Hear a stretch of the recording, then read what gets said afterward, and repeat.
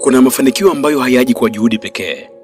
Kuna mafanikio ambayo yanatoka kwenye nguvu au kwenye kitu ambacho hakionekani. Watu wengi wanafanikiwa, lakini hawasemi kabisa siri zao. Wanatabasamu wakati wa mchana, lakini usiku wanafanya mambo ambayo huwezi kuyaelewa kabisa. Nyota yako inaweza kukuinua juu sana, lakini pia inaweza kukuangusha vibaya kuliko ambavyo umewahi kufikiria. Leo hii katika mfululizo wa somo la Ijue Nyota Yako, nitakuonesha njia 10, njia ambazo si kila mtu anadhubutu kabisa kuweza kuzifuata. Njia ambazo ukizifuata vibaya tu, unaweza kujikuta unaogopa hata kifuri chako mwenyewe. Karibu kwenye somo letu msikilizaji. Lakini kabla ya kuweza kuendelea, tafadhali fanya tukio la kiungwana. Subscribe katika madhabahu ya Siri za Kiroho. Lakini pia like video hii na kisha komenti hapo chini. Niambie, andika tuko pamoja mtumishi. Mungu wa mbinguni atakubariki sana.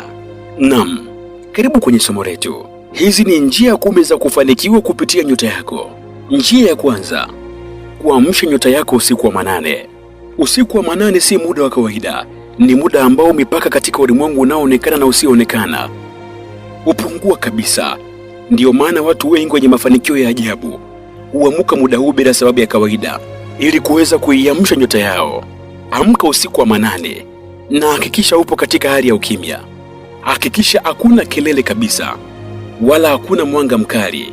Ni wewe tu na giza la kawaida. Ndani ya ukimya huo, kuna kitu ambacho utaanza kukihisi. Utaanza kuhisi kitu tofauti kabisa katika usiku huo. Anza kukutafakari maisha yako kwa kina. Fikiria kila jambo ambalo limekufanya uweze kushindwa kufanikiwa. Kisha kwa sauti ya chini, anza kuita hatima yako, kana kwamba unazungumza na kitu ambacho kipo hai. Katika hali hiyo, utahisi baridi au upepo wa ghafla usioweza kueleweka unapita karibu yako. Hii si hali ya kawaida kabisa msikilizaji. Ni ishara ya kwamba kuna kitu kimeitika. Ukifanya hivyo mara kwa mara, utaanza kuona mabadiliko yasiyoweza kueleweka.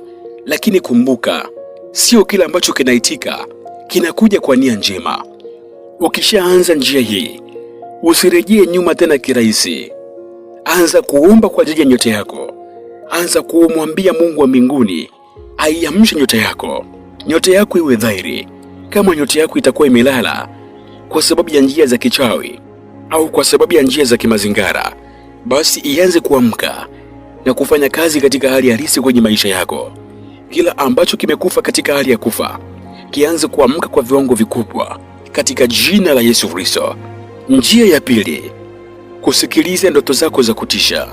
Ndoto si ndoto tu, ni lugha ya siri ya nyota yako unapolala.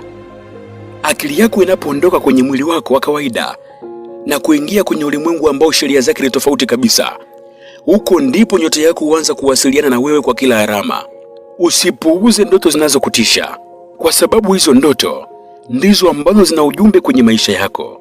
Hapo utaota ndoto ukikimbizwa, ukianguka au kupotea. Zinaweza kukuonesha kabisa kwamba ni mahali ambapo ulipokosea. Anza kuandika ndoto zako mara kwa mara unapoamka. Hata kama zinaonekana hazina maana, kuna mifumo itaanza kujirudia. Kadri unavyozidi kuzisikiliza, ndivyo unavyozidi kufungua mlango ambao si kila mtu anaweza kuufungua tena. Na kuna kitu kama hatari moja kubwa. Ukizoea ulimwengu wa roho, unaweza kuanza kupotea mipaka yako. Unaweza kuanza kupoteza mipaka yako ya ndoto na uhalisia. Njia ya tatu, kuepuka watu wenye giza la ndani. Si kila mtu unayekutana naye ni mtu wa kawaida.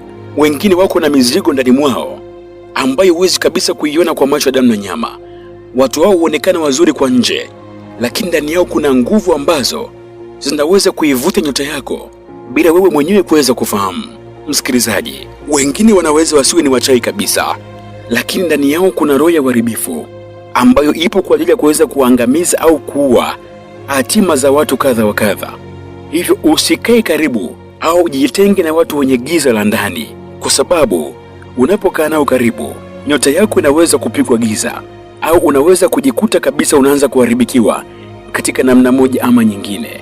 Katika eneo la mafanikio kupitia nyota yako, lazima uwe makini sana na marafiki zako. Si kila ambaye anakuchekea anakuwa basi ni rafiki yako au anakutakia mema. Dalili za mtu mwenye giza ni pamoja na wewe kuhisi kuchoka ghafla ukiwa naye, au mambo yako kuanza kwenda vibaya baada tu ya kuweza kumwona.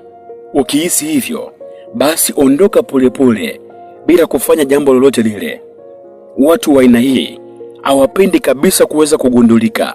Ukikaa nao kwa muda mrefu, unaweza kujikuta umeanza kupoteza mwanga wako bila hata kujua umeanza lini. Njia ya 4, kujitenga na kelele za ulimwengu. Mafanikio ya nyota hayapatikani kwenye kelele.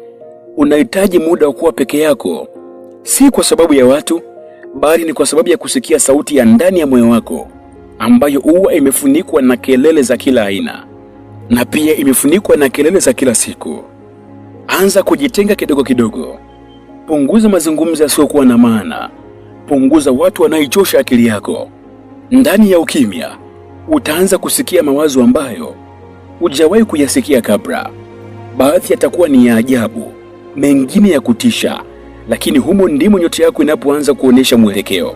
Hatari ni hii: ukizoea sana ukimya, unaweza kuanza kuona vitu ambavyo wengine hawawezi kuviona kabisa.